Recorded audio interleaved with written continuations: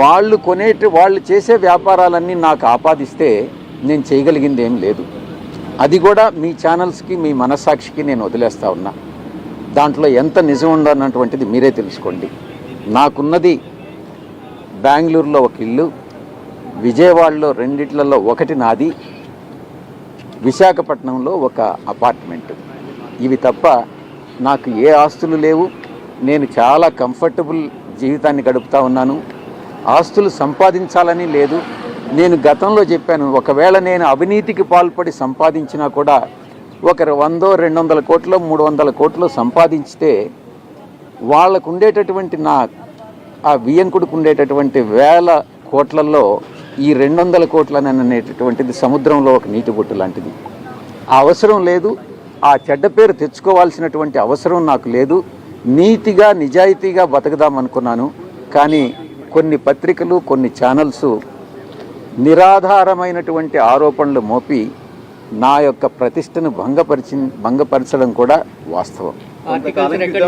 Channel పెట్టాలనే ఆలోచన కూడా వెలిబుచ్చారు. మంచి ప్రశ్న వేశారు. గతంలో రామోజీరావు గారు, రాధాకృష్ణ గారు నా మీద వ్యతిరేకంగా దుష్ప్రచారం చేసినప్పుడు నేను ఒక నిర్ణయం తీసుకోవడం జరిగింది, ఛానల్ పెట్టాలి అన్నటువంటిది. ఈరోజు మారిన రాజకీయ పరిస్థితుల్లో నేను రాజకీయాల నుంచి తప్పుకున్న తర్వాత ఆ యొక్క నిర్ణయం, తీసుకున్నటువంటి నిర్ణయం అమలు చేయాలా లేదా అన్నటువంటిది నేను పునరాలోచిస్తాను. ఈరోజు నేను దానికి సమాధానం చెప్పలేనటువంటి పరిస్థితి. సార్ మీ పైన రెండోసారి నమ్మకం పెట్టి మీకు రాజ్యసభ ఇచ్చారు కదా, మీరు జగన్కి ఫోన్ చేసి చెప్పామన్నారు. ఏమన్నారు సార్? వద్దని చెప్పలేదా? మీకు వద్దని రాజీనామా ఆయన అడిగారు, మీరు వెయిట్ చేయాలా? చెప్పండి.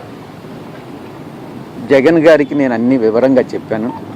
ఈ పరిస్థితుల్లో నేను న్యాయం చేయలేనన్నటువంటి విషయం కూడా చెప్పాను. ఆయన అన్న అడ్వైజబుల్ కాదు, నువ్వు రాజీనామా చేయొద్దు, పార్టీ నీకు అండగా ఉంటుంది, మేమంతా నీకు అండగా ఉంటాం, నువ్వు తీసుకున్నటువంటి నిర్ణయం కరెక్ట్ కాదేమోనని ఆయన చెప్పడం జరిగింది. అయినప్పటికీ కూడా నా నిర్ణయం బట్టి నేను ముందుకు వెళ్తా ఉన్నాను. మీరు అనుకుంటే న్యాయం ఏంటి సార్? న్యాయం చేయలేని అంటున్నారు. మీరు ఏమనుకోవద్దు, క్లారిటీ ఉండాలి క్వశ్చన్ వేస్తే. క్లారిటీ లేని క్వశ్చన్స్ కానీ మీ పదవికి న్యాయం చేయలేదు అంటున్నారు. న్యాయం చేయడం అంటే ఏంది అని అడుగుతున్నారు. మీరు ఏ పత్రిక, మీరు మీ యొక్క ఉద్యోగ ధర్మానికి మీరు న్యాయం చేస్తున్నారా? చెప్పండి. అది కాదులే సార్, మీరు ఆన్సర్ చెప్పండి. మీరు క్లారిటీతో అడగండి. ఆయన అడిగింది ఏంటంటే, ఇప్పుడు మీరు అంటున్నారు కదా నేను న్యాయం చేయలేకపోతున్నాను, అందుకే నేను నా ప్లేస్లో వేరే ఒకరిని పెట్టాలని. అంటే మీకు సరైనటువంటి గౌరవం ఇవ్వకపోవడం వల్లనే నేను ఒక్కటే చెప్తా ఉన్నా, నేను దైవ భక్తుడిని, నేను అబద్ధాలు చెప్పలేను. అబద్ధాలు చెప్పకుండా ఈ కాలంలో రాజకీయాల్లో రాణించడం అన్నటువంటిది కష్టంగా ఉంది. నా మనసుకి తోచిన విధంగా నేను రాణించలేను రాజకీయాల్లో నన్ను నిర్ణయించుకున్నాను. ఇది వాస్తవం. నువ్వు ఇన్ఫరెన్సెస్ డ్రా చేయొద్దు, నేను చెప్పింది విను. మిమ్మల్ని అబద్ధాలు చెప్పమని చెప్తున్నాడు, అందుకే రాధాకృష్ణ చెప్తున్నాడు, సరేనా? లేదు, ఈనాడు కిరణ్ చెప్తున్నాడు, సరేనా? ఎందుకు అసందర్భమైనటువంటి ప్రశ్నలు అనవసరం. నువ్వు అడగాల్సింది క్లారిటీతో అడుగు, నేను చెప్తా. మార్స్ కానీ లేకుంటే చంద్రమండలంలో కానీ చేయకూడదు. అది ఏదన్నా రాజకీయాలకు సంబంధించిందా? విశాఖపట్నంలో మీ పైన కొంతమంది ఆరోపణలు చేసిన సందర్భంలో మీరు ఒంటరిగా ప్రెస్ మీట్ పెట్టారు. పార్టీ ఆ రోజు మీ పట్ల ఎవరు కూడా వచ్చి మీకు ధైర్యంగా మీ వెనక నిలబడడం కానీ కేవలం ఆ సందర్భంలో అవంతి శ్రీనివాస్ గారు ఒక్కరే మీతో పాటు కూర్చొని ప్రెస్ కాన్ఫరెన్స్ కండక్ట్ చేశారు కదా. అట్లాంటిది ఏమైనా మీకు పార్టీ మిమ్మల్ని పట్టించుకోలేదనే కోణంలో మీకు ఏమైనా అనిపించిందా? నాటి సందర్భం నుంచి కూడా మీకు కొంత అసంతృప్తి ఉన్నట్టు అనిపించింది. మీకా? డెఫినెట్లీ అందరికీ. మీకందరికీ అనిపించిందా? సోషల్ మీడియాలో ఇప్పుడు మీరు రాజీనామా చేసినంటే సజ్జలో ఉన్నాడు, సజ్జల చేయబట్టే విజయసాయి రెడ్డి రాజీనామా చేసినట్టు పెద్ద ఎత్తున మళ్ళీ చెప్పండి. సోషల్ మీడియాలో విజయసాయి రెడ్డి ప్రాతినిధ్యం ఎవ్వరూ తగ్గించలేరు. ఏ ఒక్కరూ తగ్గించలేరు. నా కెపాసిటీస్ నాకుంటాయి. కానీ నువ్వేమన్నా తగ్గించగలవా? రాధాకృష్ణ ఏమన్నా తగ్గించగలరా?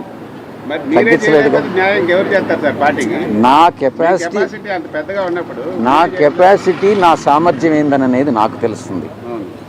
దాన్ని కృష్ణ అంచనా వేయలేడు, ఇంకొకరు అంచనా వేయలేడు. నా దృష్టిలో నేను న్యాయం చేయగలిగితే నేను చేస్తానని చెప్తాను, లేకుండా ఉంటే నేను చేయలేనని చెప్తాను.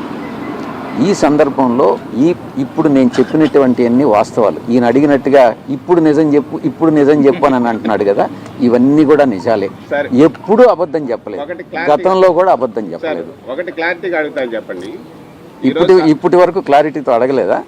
అట్లా అంటే మళ్ళీ ఇప్పటి వరకు మీరు చెప్పిన అయ్యీ ఇలా ఏదైనా కూడా ఒకటి క్లారిటీ. మీ సాక్షిలో రాసింది పార్టీ శ్రేణులు ఆగ్రహాన్ని వ్యక్తం చేస్తున్నాయి. మీ నిర్ణయం వల్ల కూటమికి అనుకూలంగా, కూటమికి లాభం చేకూర్చేలాగా మీరు నిర్ణయం తీసుకున్నారు.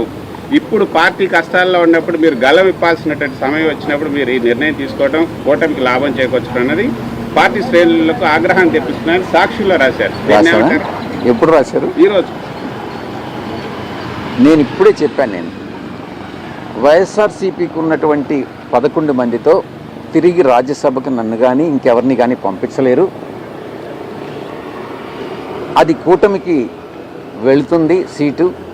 ఈ విషయం నాకు తెలుసు.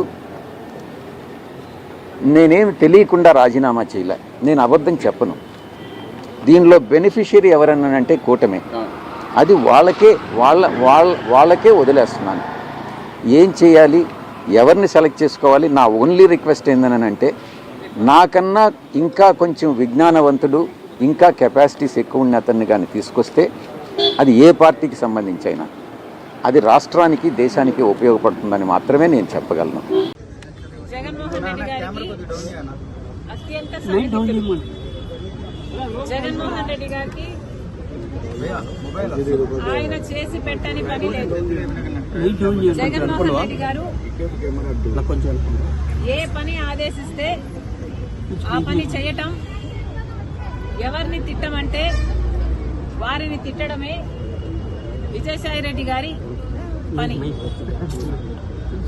ఒక రాజకీయంగానే కాదు, ఆఖరికి వ్యక్తిగతంగా కూడా, నా బిడ్డల విషయంలో కూడా రాజశేఖర్ రెడ్డి గారి ఆశయం ఇది అని తెలిసి కూడా, రాజశేఖర్ రెడ్డి గారు ఇది కోరుకుంటున్నారు అని తెలిసి కూడా అందుకు వ్యతిరేకంగా మీడియా ముందుకొచ్చి అబద్దాలు చెప్పిన వాళ్ళు విజయసాయి రెడ్డి, చెప్పించిన వాడు జగన్మోహన్ రెడ్డి గారు.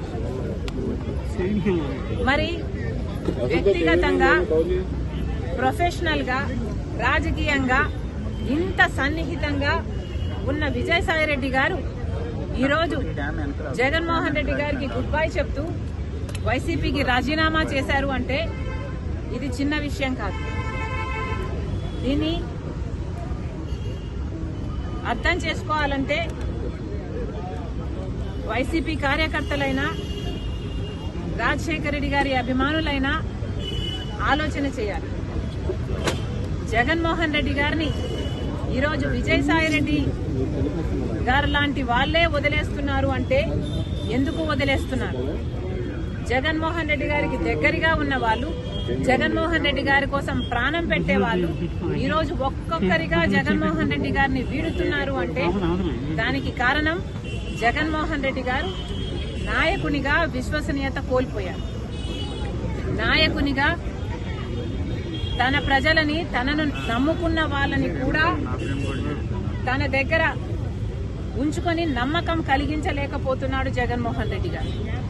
కాబట్టే ఈరోజు రాజకీయంగా అయినా, వ్యక్తిగతంగా అయినా జగన్మోహన్ రెడ్డి గారు విశ్వసనీయత కోల్పోయారు. కాబట్టే జగన్మోహన్ రెడ్డి గారు నా అనుకున్న వాళ్ళంతా దూరం అవుతున్నారు.